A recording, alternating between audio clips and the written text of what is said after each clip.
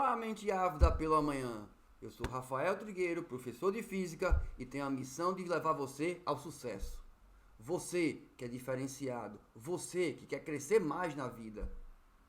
Eu quero te mostrar que a física não é uma caixinha isolada. Ela, na verdade, está em tudo, no seu cotidiano, na sua vida. Eu quero te mostrar formas de raciocinar, esquemas, bizus e tudo que puder te ajudar. Vem comigo nessa jornada, essa nova forma de aprender e nova forma de ensinar. Se gostou do vídeo, dá aquele joinha, curte, compartilha, marca teus amigos, para que eles possam ter acesso à informação também e que eles também sejam ajudados. Falou, vamos nessa! Olá pessoal, se liga aí que hoje a gente vai falar de vários tipos de referencial. O princípio da equivalência de Einstein mora aí, ó. Vê só, em um filme de ficção científica, uma nave espacial possui um sistema de cabines girantes que permite ao astronauta, dentro de uma cabine, ter percepção, sensação, de uma aceleração similar à gravidade terrestre.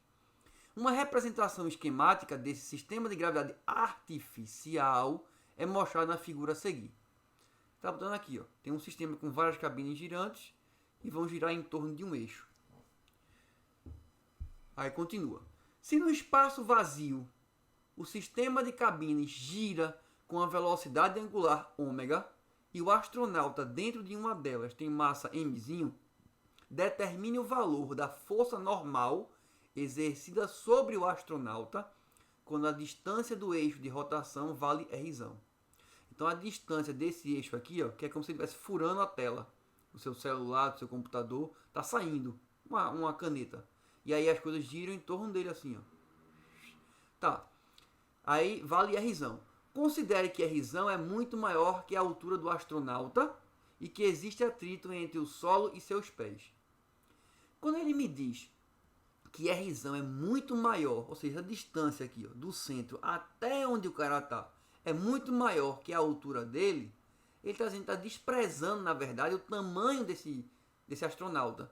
Então, o problema pode ser reescrito assim, ó, como se o astronauta fosse um ponto material. Ele não precisa trabalhar com algo que tem tamanho, 2 metros de uma pessoa. É como se fosse um ponto, já que esse raio aqui é muito maior do que o tamanho dele. Mas, vê como é simples. É um local que não tem gravidade. Até porque ele vai criar uma gravidade artificial com giro, com essa cabine girando. Não é um lugar onde não tem o efeito, por exemplo, da Terra atrair alguém. Está tão distante que não existe esse efeito. E aí então, ó, se essa cabine está no espaço vazio e sem gravidade, eu posso observar como se eu estivesse na Terra. Qual seria a resposta para alguém que se encontra na Terra? O referencial inercial. Um observador na Terra. Faz de conta que tu está aqui, ó, na Terra, observando alguma coisa girar lá na baixa da égua, bem longe. Sim, mas se você está aqui de fora e vê alguém girando, o que acontece é que você tem a sensação de que tem alguma coisa te puxando para o centro. Que é exatamente o fato de como o astronauta está encostado na cabine, ele empurra a cabine para um lado, a cabine empurra ele para o outro. Então, o que esse cara daqui pensa é que a força de contato entre a cabine e o astronauta está fazendo o papel de força centrípeta. Ela é a própria normal. Não tem peso. Ele está em um local onde está ausente o peso. Então, essa normal, ela faz o papel de força centrípeta. E aí, então, como força centrípeta é m ômega ao quadrado vezes r, que é massa vezes a aceleração centrípeta, ômega 2 vezes r, essa é a resposta para o problema. Letra A. Mas não é só isso, não. Porque isso é quem vê da Terra. Você na Terra pensa assim, poxa, se o cara está fazendo curva, tem que ter alguém jogando ele para o centro, para garantir a curva.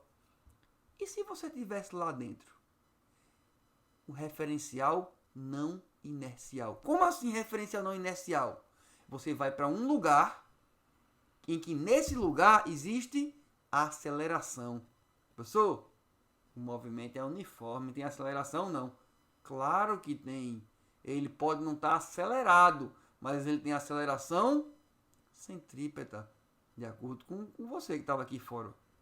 Então faça o seguinte, se imagine no lugar desse cara, na hora que começar a girar, você se sente jogado para onde? Você se sente jogado para trás.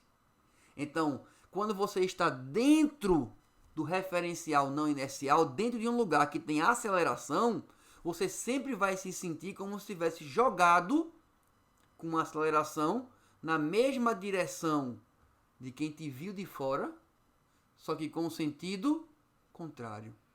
Então, quem está lá dentro se sente jogado para fora pelo que a gente chama de força centrífuga. Centro, fora, centrífuga. Te joga para fora. Se você estiver lá dentro, se você estiver na Terra, você fica pensando que é como se a normal estivesse te fazendo o papel de força centrípeta, curva, iguais. Mas se você está lá dentro, se você está lá dentro, você tem a sensação de estar parado. E se você tem a sensação de estar parado, quando a força centrífuga te joga para fora, aparece a força de contato. Aí você bate na plataforma, a plataforma te bate de volta. Então aparece a força normal. Então, para quem está lá dentro, como astronauta, a força normal é a própria força centrífuga. E, como é força centrífuga, tem a mesma forma de calcular que a centrípeta. A equação é exatamente a mesma. Massa vezes aceleração centrífuga. M ômega ao quadrado vezes R. Letra A como resposta. Resumindo, se você for observar algo pelo olhar de quem está de fora, chegaste a um resultado. Se você for olhar pelo olhar, ou então se você for enxergar pelo olhar de quem está lá dentro, sofrendo aceleração, se bota uma aceleração ao contrário. E aí você então estará num referencial não inercial, e nesse caso de curva vai sentir uma força centrífuga. Mas o resultado é exatamente o mesmo. O que se sente de força é igual, tanto por um como por outro referencial nesse caso. Só parou por aí? Ainda não. Sabe onde é que acontece isso? Quando eu estava fazendo o primeiro ano de medicina lá na UPE. Esse mesmo é o UPE para onde vocês estão se preparando agora. O PE do SSA1. Eu tive que fazer uns experimentos de separação dos elementos figurados do sangue. E aí, você pega uma amostra de sangue, coloca num tubo de ensaio, gira ele na horizontal e bota para girar. Bota na horizontal e gira, como está aqui. Ó. Pensa que na verdade isso aqui é um tubo de ensaio. Como ele está girando, a força não te joga para fora, então vai ter um cara te jogando para fora aqui. Ó. E aí os elementos mais pesados do sangue, eles vão tender a se acumular no fundo. Mas dentre os elementos figurados, entre hemácias, plaquetas e os leucócitos, as células de defesa, as células brancas, são as células vermelhas, as hemácias, que são mais densas. Sendo elas mais densas, elas tendem a ocupar o fundo do recipiente. Aí você separa uma parte sólida no fundo, que a gente chama de hematócrito, que dá em torno de 45% para um ser humano normal, se ele não estiver doente, nenhum tipo de alteração. Então, 45% do seu sangue é ocupado pelo volume de hemácias. E aqui na frente vai ficar então uma partezinha que é de leucócitos e o soro. E algumas, vamos dizer assim, algumas plaquetas, que na verdade não são células, são fragmentos de megacariócitos. Então, essa parte de centrifugação, a ideia do referencial não inercial, tem aplicação prática imediata. Simular uma gravidade, separar elementos do sangue, é o que o cara na Fórmula 1, acho que vocês já devem ter visto. Assistindo uma corrida de Fórmula 1, observa o piloto fazendo curva. ele tá lá dentro da curva. O pescoço dele faz do lado. Aí por isso que os pilotos de Fórmula 1 malham pescoço, velho. Porque a força sobre o pescoço jogando para fora da curva é gigantesca. Os caras vão passar ali a 360 km por hora, 320, 330, dependendo do autódromo.